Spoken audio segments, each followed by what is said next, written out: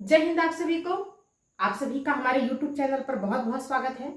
आज की क्लास हमारी मैराथन क्लास है, जिसमें रस से संबंधित उन प्रश्नों को हमने रखा है जो परीक्षा की दृष्टि से काफी महत्वपूर्ण है। तो चलिए हम अपनी क्लास की तरफ चलते हैं और आप हमारे वीडियो में अंत तक बने रहिएगा।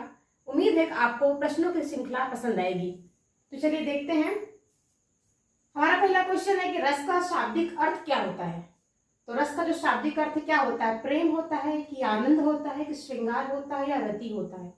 तो हमने जो है कल की क्लास में पढ़ा था कि जो रस का शाब्दिक अर्थ होता है वो क्या होता है, वो आनंद होता है।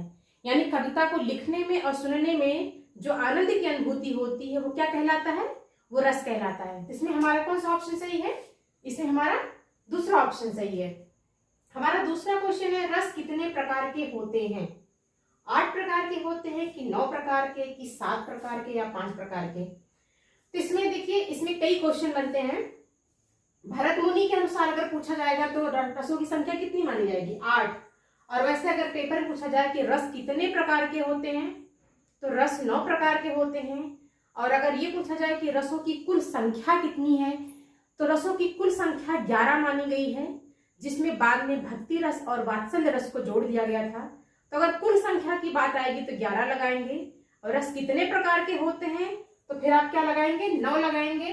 और भरत मुनि के अनुसार अगर पूछा गया तो क्या लगाएंगे, 8 लगाएंगे। तो इसमें हमारा दूसरा क्वेश्चन सही है। हमारा तीसरा क्वेश्चन है भरत मुनि के अनुसार रस कितने प्रकार के हैं, वो तो हमने देख लिया, 8 प्रकार के हैं।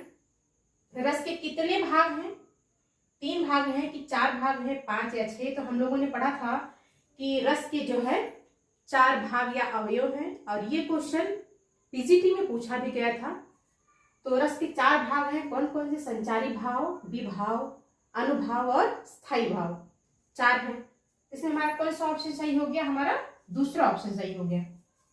आगे प्रश्नों को देखते हैं। हमारा जो 5वां क्वेश्चन है उसमें है रस में स्थायी भाव की संख्या कितनी है। तो रस में स्थायी भाव की संख्या अगर भरत मुनि के अनुसार देखा जाए तो 8 है और आचार्यों के अनुसार देखा जाए तो 9 है। और ये तीसरा और चौथा क्वेश्चन, तीसरा और चौथा ऑप्शन क्या है, गलत है। तो अगर भरत मुनि के अनुसार पूछा जाए स्थायी भाव की संख्या कितनी है तो फिर हम 8 लगाएंगे। लेकिन अगर पूछा जाए कि रस में स्थायी भाव की संख्या कितनी है तो वो 9 ही मानी जाएगी, क्योंकि जितना हमारा जो है रस होगा उतनी ही उसके क्या होंगे, स्थायी भाव होंगे। तो वैसे तो रस 11 है। अगर पूछा जाए कि कुल रसों की संख्या कितनी है तो कितना कहा जाएगा, 11 कहा जाएगा। लेकिन परीक्षा में ज्यादातर पूछा जाता है कि रस के स्थायी भाव की जो संख्या कितनी है वो 9 मानी जाती है। हमारा दूसरा क्वेश्चन है संचारी भाव कितने प्रकार के होते हैं। तो संचारी भाव कितने प्रकार के होते हैं, 22, 24, 33 या 25। संचारी भाव कितने प्रकार के होते हैं, 33 प्रकार के होते हैं। अनुराग किस रस का स्थायी भाव है, करुण रस का, वात्सल्य रस का, श्रृंगार रस का कि वीर रस का। तो हमको पता है कि करुण रस का स्थायी भाव जो है वो क्या है, शोक है। श्रृंगार रस का स्थायी भाव क्या है, श्रृंगार रस का स्थायी भाव जो है रति या प्रेम है। करुण रस का जो स्थायी भाव है वो शोक है। और जो वात्सल्य रस है इसका जो स्थायी भाव है वो अनुराग है या वत्सलता है। आप अनुराग भी लिख सकते हैं या वत्सलता लिख सकते हैं। तो इसमें हमारा कौन सा ऑप्शन सही है, इसमें हमारा दूसरा ऑप्शन सही है। 8वां क्वेश्चन है कनक भूधरा कार शरीरा समर भयंकर अति बलवीरा में कौन सा रस है। इसमें कौन सा रस है, अद्भुत रस है, वीर रस है कि रौद्र रस है या श्रृंगार रस है। इसमें क्या है, इसमें अद्भुत रस है। कौन सा रस है, अद्भुत रस है। इस तरह से हमारे 8 क्वेश्चन हो गए। अगला क्वेश्चन हम देखते हैं। हमारा 9वां क्वेश्चन है माता ऐसा बेटा जनिए कै शूरा कै भक्त कहाए में कौन सा रस है। श्रृंगार रस है कि वीर रस है कि अद्भुत रस है कि विभत रस है। यहाँ पे क्या है, माता ऐसा बेटा जनिए है, माता ऐसे बेटे को जन्म दीजिए, कै शूरा कै भक्त कहाए। शूरा मतलब क्या होता है, शूरवीरों का भक्त। तो यहाँ पे कौन सा अलंकार हमारा होगा, यहाँ पे हमारा कौन सा रस होगा इसमें, तो इसमें कौन सा रस होगा, इसमें वीर रस होगा। तुम आ जाते एक बार कितनी करुणा कितने संदेश पथ में बिस जाते बन पराग में कौन सा रस है। इसमें क्या है, इसमें हमारा कौन सा रस है, श्रृंगार रस की वीर रस की अद्भुत रस, 2 बार वीर रस हो गया है, या करुण रस। कौन सा रस होगा इसमें, इसमें हमारा कौन सा होगा? श्रृंगार रस होगा। दुख ही जीवन की कथा रही, क्या कहूं आज जो नहीं कही।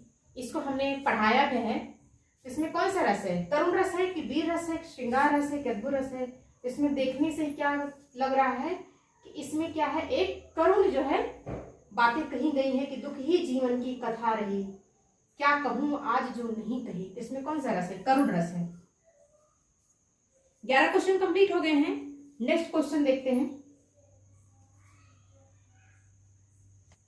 हमारा 12वां क्वेश्चन है, मेरी भव बाधा हरो राधा नागर सोई, और जा तन की झाई परे श्याम हरित दुति हुई। ये जो पंक्तियां हैं ये बिहारी के सत्संग से ली गई हैं।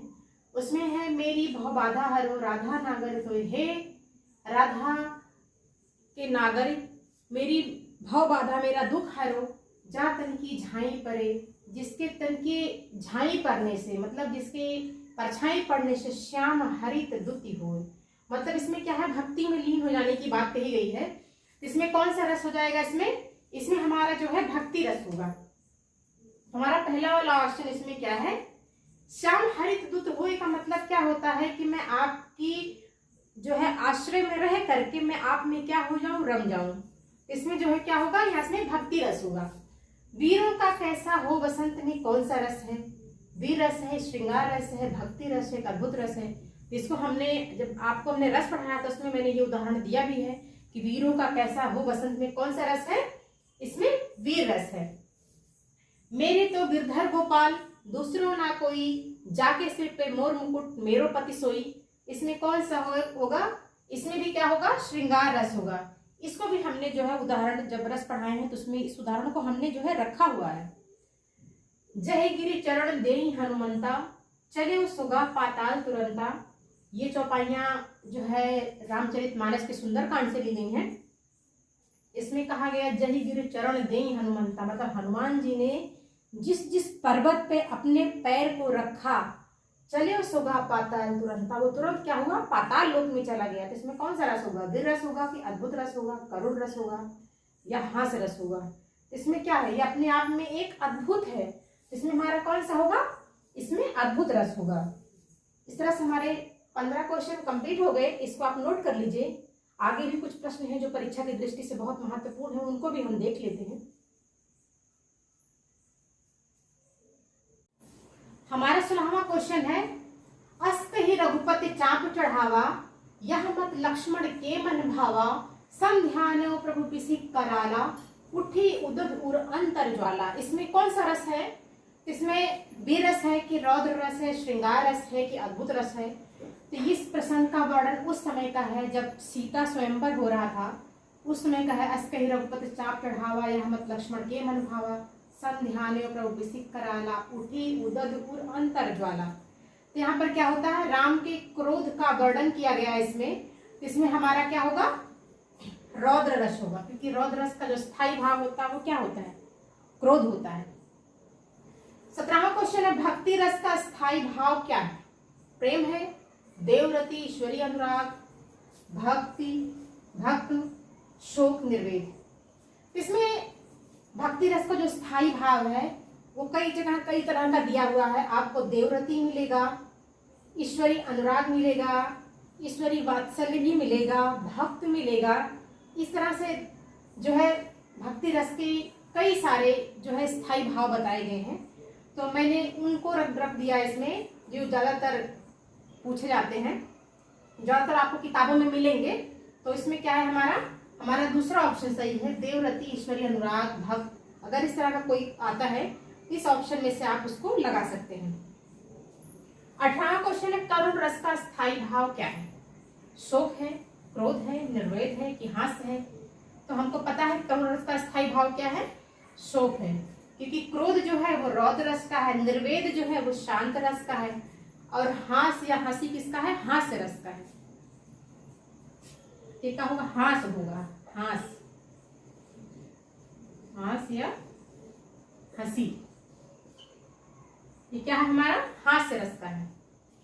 शांत रस को 9वें रस के रूप में किसने माना है? भरत मुनि ने माना है, उद्भट ने माना है कि वामन ने माना है और या दंडी ने माना? तो हमको पता है कि शांत रस का स्थायी भाव क्या है? निर्वेद है। और भरत मुनि ने जो है अपने पुस्तक नाट्य शास्त्र में उन्होंने 8 रसों का जो है वर्णन किया है। 9वें रस शांत रस को जो है उन्होंने अपनी पुस्तक में कोई जगह नहीं दी है। उद्भट ने जो है शांत रस को जो है एक रस के रूप में स्वीकार किया है। तो हमारा इसमें दूसरा ऑप्शन उद्भट सही होगा। इसको नोट कर लीजिए। आगे भी कुछ प्रश्न हैं जो बहुत ही महत्वपूर्ण हैं, उनको भी हम देख लेते हैं।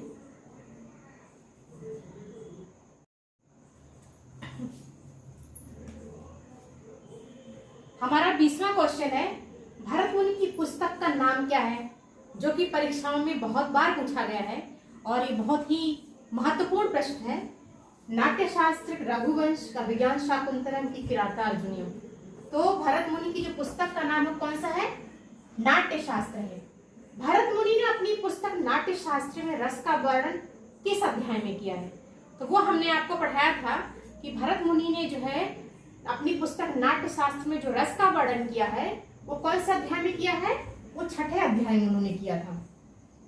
समरस थे जड़ या चेतन, सुंदर साकार बना था, चेतनता एक विलसती, आनंद अखंड घना था। इसमें कौन सा रस है? शांत रस है, करुण रस है, वीर रस है कि रौद्र रस है? तो इसमें क्या है? इसमें हमारा शांत रस आएगा। हे खग मृग मधुकर सेनी, तुम देखी सीता मृग नैनी। ये भी हमने जब आपको करुण रस पढ़ाया था तो उसमें जो है इस उदाहरण को हमने रखा है कि इसमें हमारा कौन सा रस होगा? सॉरी, इसमें करुण रस नहीं होगा, इसमें आपका क्या होगा? वियोग श्रृंगार रस होगा। हम लोगों ने जब संयोग श्रृंगार रस और वियोग श्रृंगार रस पढ़ा था तो उसमें हम लोगों ने पढ़ा था कि हे खग मृग मधुकर श्रेणी, यानी कि जब राम जी सीता का अपहरण हो जाता है और राम जी उनको ढूंढते हैं तो उसमें क्या होता है? वो जंगल के जितने भी पशु पक्षी होते हैं उनसे ये सवाल पूछते हैं कि हे जंगल के पशु पक्षियों, क्या तुम मृग नयनों वाली सीता को देखा है? यहाँ पे क्या होगा? यहाँ पे वियोग श्रृंगार रस होगा। तो हमारा ये दूसरा वाला ऑप्शन इसमें सही है। एक दो क्वेश्चन और देख लेते हैं, इसको नोट कर लीजिए।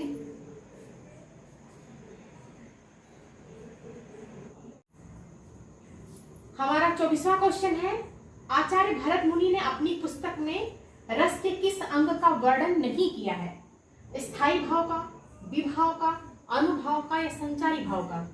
तो हम लोगों ने जब क्लास पढ़ा था तो उसमें हम लोगों ने देखा था कि आचार्य भरत मुनि ने विभाव का वर्णन किया है, अनुभाव का भी किया है, संचारी भाव का किया है, लेकिन उन्होंने अपनी पुस्तक नाट्य शास्त्र में स्थायी भाव का वर्णन नहीं किया है। इसमें हमारा पहला वाला जो ऑप्शन है वो हमारा सही होगा। जैन्हो अवध कमन मुखलाई, नारी हेतु प्रिय भाव भाई गवाई।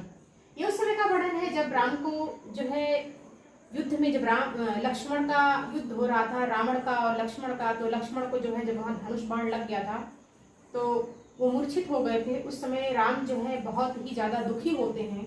तो उस समय का प्रसंग है, तुलसीदास जी के द्वारा लिखा हुआ है कि जैन्हो कमन अवध मुखलाई, नार हेतु प्रिय भाई गवाई। मतलब कि मैं अवध में क्या मुख लेकर के जाऊंगा, लोग यही कहेंगे कि एक नार के खातिर, एक औरत के खातिर जो है राम ने अपने भाई को गंवा दिया। इसमें जो है वो बहुत ही दुखी हैं। तो इसमें कौन सा रस होगा? रौद्र रस होगा, करुण रस होगा, वीर रस होगा कि भयानक रस होगा? इसमें कौन सा रस होगा? करुण रस होगा। इस तरह आज की क्लास में हमारी 25 प्रश्नों की श्रृंखला थी जो कि समाप्त हुई, और आशा करती हूँ कि आज की क्लास आपको बहुत पसंद आई होगी। और अगर आपको हमारी क्लास पसंद आई है तो हमारा आपसे अनुरोध है कि आप हमारे चैनल को सब्सक्राइब कीजिए, और वीडियो पसंद आया हो तो लाइक कीजिएगा, कमेंट कीजिएगा और शेयर भी कीजिएगा। धन्यवाद।